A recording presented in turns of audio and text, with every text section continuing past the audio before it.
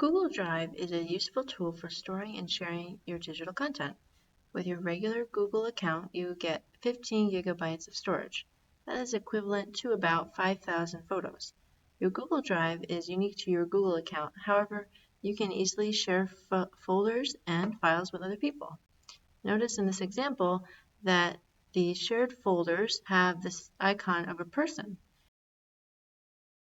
To add something to the drive or create a new document, just click the New button on the top left. To share a folder, you can click on the folder and then click on the person symbol.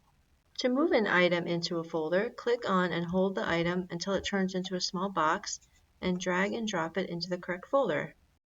On the left side of the screen, you can view how much space is remaining in your drive. Thanks for watching. See you next time.